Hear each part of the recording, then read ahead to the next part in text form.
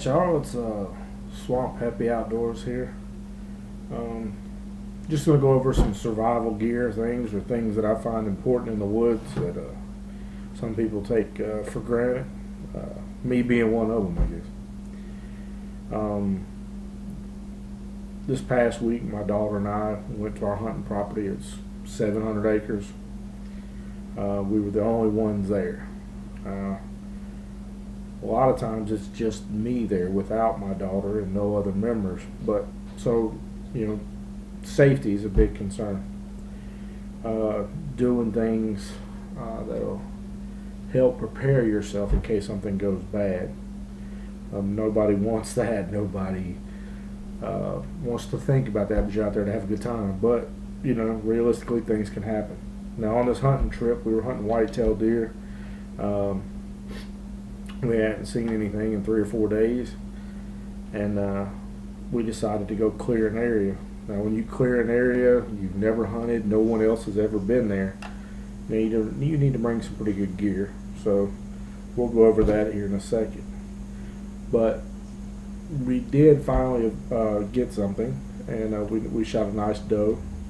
It was almost on at dusk, and it took us a long time to get it out. And there was things that, you know, we bring along that made it easier, but there was also things we could have brought that I will start packing in my gear from now on. So we'll just go over that with y'all, and hope you like it. Hope you find it important. I hope you find some pretty good stuff here, and if you have other ideas or other things that you do that I'm not doing, let me know. But we'll just go over what we got here on the table. So, well, I'll try to tell you the story about what happened and go over the gear. So, we hadn't seen anything in 3 or 4 days. I was getting kind of, worried. I was hopeless, I guess, that we would get something. So I told my daughter, I said, let's move to an area no one else has been, and we'll clear it. Put our blind up, we'll hunt the blind and see. You know, maybe that's where we'll get some action. I said, right now, it's after the rut. I think the deer are going to be pretty deep in the woods, so we'll go that route. So we found a nice holler out in the middle of the property. Had really steep banks on it and a creek bottom down below. Now, my daughter had asked, she said, well, Daddy, what if we shoot something down there? And on the other side of the creek, what are we going to do? I said, well, we'll just cross that bridge when we get there. So, but we need to clear the area. So the first thing you use when you go out in an area is this is a Friskers Hatchet. It's really nice. It's kind of got a rubberized grip here. It's got a high pitch on it on the back of the handle, which makes it extremely comfortable and safe where it's not going to maybe slip out of your hand. You can take 550 cord here and tie it through to wrap around your wrist to make it even, more safe. This thing really works good. I've had, not this one. This one's my father's. I've had one for a couple of years now, and my dad and I cleared an area this year, so I lent him mine, and he used it all day long, and he absolutely loved it. Now, my dad's kind of a knife freak, so he's all time sharpening a knife at any point in time. If you pull your knife out and he thinks it's dull, he's going to pull out his sharpener and sharpen it. So he loved the knife, this hatchet so much that he went and hunted for it for a couple months. Now, I didn't buy mine. I had a friend give it to me, so I wasn't real sure where he got it from. But eventually we found where he got it from, and this was at a Home Depot. They're about $40. Now, to some of y'all that may sound like a lot of money, and some of you don't. But let's go over some of it. It's got a really nice sheath here. It's Velcro, so it's easily put back in place, and it has a snap holster there that it holds it in. And it has the belt part, so you can put it on your belt. This thing is wicked, man. I mean, y'all go out there and buy something real cheap and fight with it and work your tail off to use it, and you'll know you work your tail off. Go ahead and buy a good tool, and you won't have to worry about it. But we used that on the hunting trip to clear the new area, and it made it go by really fast. The other tool that we're using, this is a Gerber machete. This here is about the same price. It also has a nice sheath. The rivets are really nicely in place, and it has a nice zipper on it with a Velcro overstrap. It also has a rubberized handle on it. Now, I didn't sharpen this one after this week, and it was raining, so it does look a little rusty, so I'm going to have to hit it up. But the handle's really good. It has never come loose. I've had this thing for a long time, y'all. And you can go out there and go to a dollar store or a pawn shop or Harbor Freight and get you a machete. But it ain't no real machete. I mean, you're going to work yourself to death. Most of the time, the case that comes with a cheap machete will wear out before you ever get to use this thing. You put it in and out of the case 5 or 6 times, you'll notice it already rips. But Gerber makes a really nice one. I love it. I wouldn't go anywhere without it. But we use this as well on that trip, setting up the area and also while tracking the deer. You know, deer ain't going to just go way out in the field, and a lot of times they ain't going to just drop right where you shoot them. They're going to go to the thickest stuff in the forest, and you got to find them, and you got to get them out. While we're on knives, we'll go over to this. Now, this one here is a Light My Fire. I think we got it from LL Bean. It's a pretty good knife. I mean, it keeps a pretty good blade on it. It's stainless steel, made in Sweden. It's okay. I wouldn't say it'd be the sharpest thing in a toolbox, but, you know, survival situation, this is pretty good. But the reason I mainly carry it, it has this little lighter on it where you can pull this out and strike it, you know, get you a fire going. Never needed it, but, you know, military-minded people always plan for the worst and hope for the best. But it is a good knife. I carry it on my side a lot, put it in my rucksack, but I've been hunting with it for about 4 years, and it stays with me for 4 years now. Along the thing with knives, I also carry a file. Now, this file stays in my four-wheeler, but I keep this file on me for one if I needed to. Worst case scenario, I could maybe sharpen that knife, but I mainly bring them for the machete and the hatchet and things like that. You know, man, you get one of these things dull or something after you've used it all day long, and you could use that for several trips before it's ever going to go dull, either one of those. But you touch it up a little bit with this, and a little bit of this goes a long way. So I highly advise bringing a file with you. Along the lines of knives, but worst case scenario, these right here are some safety straps I've found. I carry 4 of these in my rucksack. Man, I mean, I use these to hold my sleeping bag to my rucksack. I've used them to tie tent stakes up with. There's so many things you can do with them. But, you know, you can wrap around a deer, pull them out. If one of your straps break on your rucksack, you could use this as one of the straps. Or, worst case scenario, you could take this and you could use it as a tourniquet. You know, just pull this tight, get it going, and you're good to go. You know, you could use it as a splint to help brace you for a splint. Get 2 of them, one on the top, one on the bottom, with a couple of sticks. That may help if something were to happen, but I always carry these.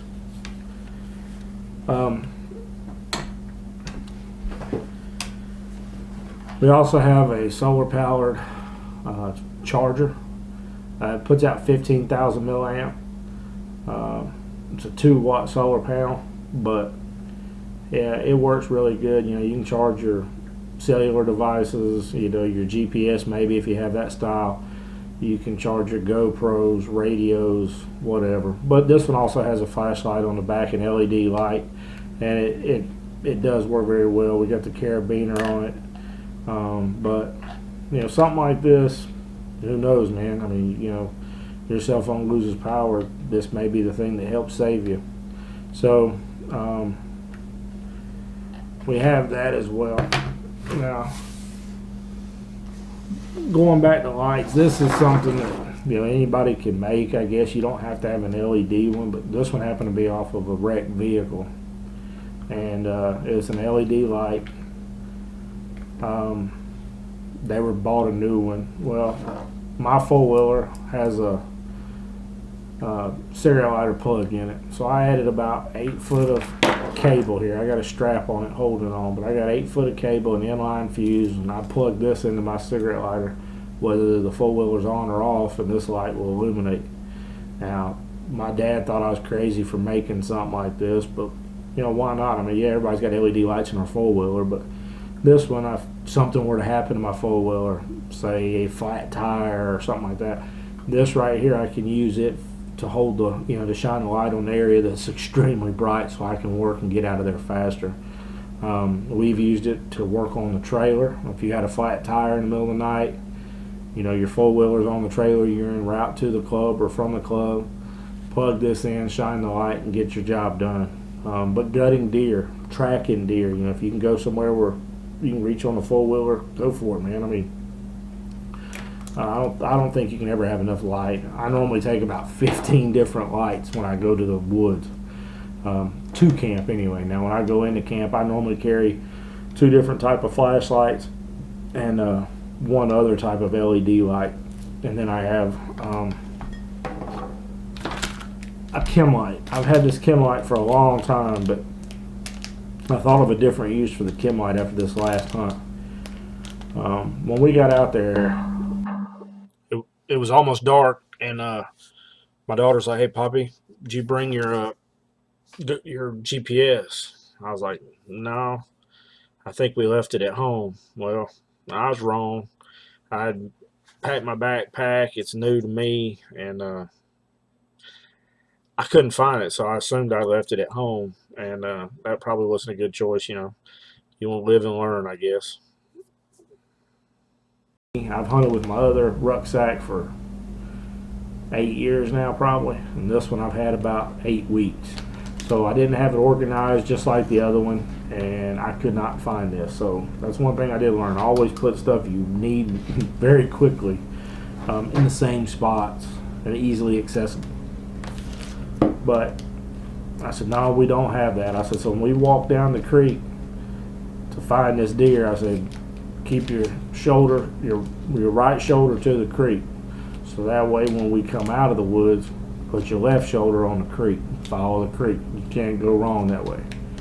For the most part, unless it was a fork and you went around in a circle or something. But anyway, that's a pretty good rule of thumb, and that's what we did, and it got us through it. But she kept looking up on the top of the hill there, and she said, I can't see the blind. So I thought to myself, well, we should have hung maybe one of the LED lights up there in the blind, but yeah, that could possibly scare deer away for tomorrow or whatever. But and you don't want to weaken yourself, your supplies like battery power. I try not to cut those on to the very end. If I can see a little bit, that's what I'm going to do. But I thought, well, man, I guess if I took this chem light and cracked it and hung it inside the blind or outside the blind or ladder stand or climb or whatever, you know, that would give you a good point of reference to find your way back to your original starting point. That being said, we'll go to the next one. I got a Garmin E-Trex 20. It's an old unit I've had for a long time. Works really well. Takes 2 AA batteries. I put this little lanyard on it from the Army. Whoop, go Army guys. But anyway, this right here has a lot of features on it. We'll go into that in a minute. But the only problem I found with any type of handheld device, it doesn't matter if it's your cell phone or whatever you got, if you're looking at this to get out of the woods in the middle of the night while you're dragging a deer or carrying a stand or just simply just walking through the woods in the middle of the night in an area you're not familiar with, you're paying more attention to this than what's around you. You could step off in a ditch, a hole where roots have rotted out and made a hole, trip over a log, a stump, just you name it, you could injure yourself. I think these things are last resort, but you always got to pay attention to your surroundings. So had we put the chem light up in the blind, I could use that as a point of reference.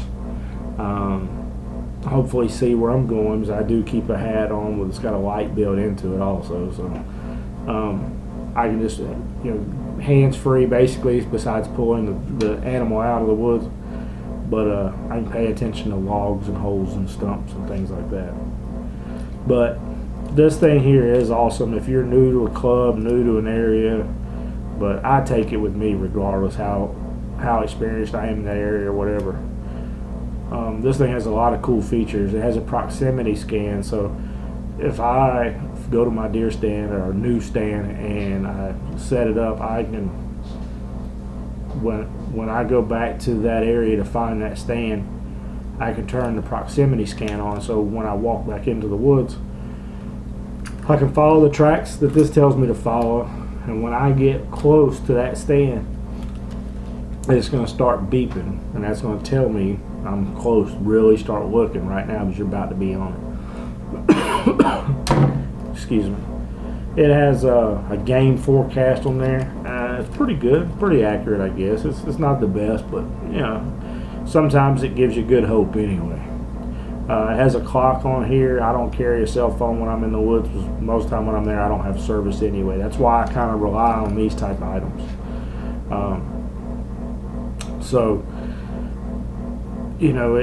You can mark as many waypoints as you want. I think I got like 53 in there from all different areas of Georgia. But it links to satellites. It has an alarm clock. There's no need to pack an alarm clock. If you know this is in your rucksack, wherever you are, you can set the alarm. It has a man overboard for kayaking. We love kayaking here, so stay tuned for some of those videos. But if you had a man go overboard, you push that button and it's going to lock those last known coordinates of that individual into here. You could do that even hit man overboard, I guess, if you're in the middle of a food plot. It's just going to lock those coordinates. But it's a real helpful tool, and I don't go anywhere without it. But even then, I do have an illuminated map of our property that we primarily hunt. I have two of these. One of them I keep with me. I have circled areas and dots and things like that mean different things. But I have one on my refrigerator in case I go down there by myself or even with my daughter. They know these are my primary areas that I do go to. So if anything, I could go anywhere else on that property, but check these areas first, because that's kind of where I go. I think that's smart to do. Always give your loved ones or a friend or something an ETA back home. So if you're not home by then, or don't call them on a certain time, they can come check on you. And I guess one of the last things that's new to our arsenal here is we got some Midland Walkie Talkies. These can have several units on there, as many as you want. They're 140 something channels. They reach out 36 miles. This clip comes on and off if you like it. It has a battery pack in it that's extremely amazing. See, this clip just came off. I can take this battery pack out, so it has a rechargeable battery. So things like that mean a lot to me, because money and batteries tend to add up. What good is this if you always have to replace things? But anyway, the battery pack's in there. I'm trying to get it out now, but once it's in there, it's in there. There we go. So there's the battery pack, but it will take 4 AA batteries in case this does go dead. So that's also a pretty cool feature. Make sure you read the directions if you get one of these, because certain channels you have to have an FCC license. So you get a call sign, and there are certain rules and times of the transmissions that go through that you got to maintain. So if you want your own call sign, like, I don't know, Maverick and Top Gun, you get you an FCC license. or use the lower frequency stuff that's in between those FCC regulated channels, and you don't need a call sign unless you just want one. But this thing also was hooked up with NOAA, so it's giving you weather reports and things like that. That's a real good thing to have. I've actually hunted in a tornado warning, so not knowing, and I just figured it was raining pretty bad and a little windy. But you know, something like that is just amazing to have. There you can go to certain channels on here and request for help. I myself might get an FCC license just to call people that may be on those channels. They might be listening more than just, say, channel 15 or something. If you go to preset channels that, you know, major municipalities use or something like that. So, but they also, for hunting, you know, you would think, oh, well, that's going to scare the deer away. Well, it comes with this little Bluetooth setup. You can, I know it's wired, y'all, but you know, it is what it is. I don't know what we paid for these. We just got them. But you know, put this in the ear. It has a push to talk thing about halfway down this cord. And you just run this inside your outfit, and it stays out of the way. Just push the little push to talk button. You're good to go. It also comes with a dual charger setup, so you can have this charge both of them at the same time. You just have to put the phones or the walkie-talkies in there, and you're good to go. It comes with two different types of charging systems. You got one for regular household stuff, the plug-in 120, and then you have a cigarette lighter plug. So you know, it's very universal. I think this is going to be an amazing tool, especially if you have older people with you, your children. You know, my daughter's not afraid to go out in the woods, and she loves it, man. She's really good at it. She's gifted at it, but she will walk out of sight on you in a hurry. She's 15, but she's not carrying a weapon most of the time. Well, a firearm anyway. So, but she'll walk plumb out of sight. So we've developed our own things, clapping, you know, so we can stay in earshot of each other. We have crow calls, so we can call like and not run game off. It sounds more natural. But we also have this last little one here. It's a bracelet you can wear. It's got 550 cord here. It's got a compass on it. It has a fire starter setup here on it. So, and it also has a whistle. So, you know, this right here can be helpful, man. I mean, you know, always take extra, man. If you don't need it, fine. But all this stuff here is not real heavy. I do take the machetes and everything. I normally keep one of them with me, and the other one I keep in my four-wheeler. But anyway, y'all, we appreciate y'all watching. We hope you like this. We hope it was helpful to you. Hopefully it gives you some new ideas. And if you'd like, give me some new ideas on things we could do that we're not doing. Things that we might, some gear items, you know, we might want to use. We hope you stay safe out there. And, you know, we do this for y'all. We do it for us. We really enjoy it. And we also do it just for memories. So please like and subscribe, and we'll see. We'll keep posting more videos.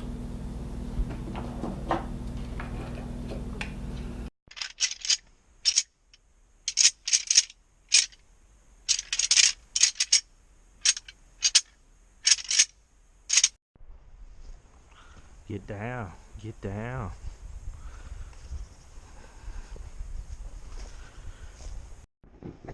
It's Swamppappi Outdoors. We're here in Middle Georgia, hunting with the daughter, Munchkin. That's Munchkin there. Munchkin. We gave up. You. I gave up. Your Didn't think girl we'd found see it? anything. My baby girl found the deer. It was laying in the creek. Like you said? Like my baby girl said. I'd given up hope. Hadn't seen nothing in 3 days. And we did a real aggressive call, real aggressive grunt, rattle, and about 5 minutes later I seen movement about 150 yards off in that thick woods, I couldn't get a shot. They walked off, and I called them back, and we smoked it.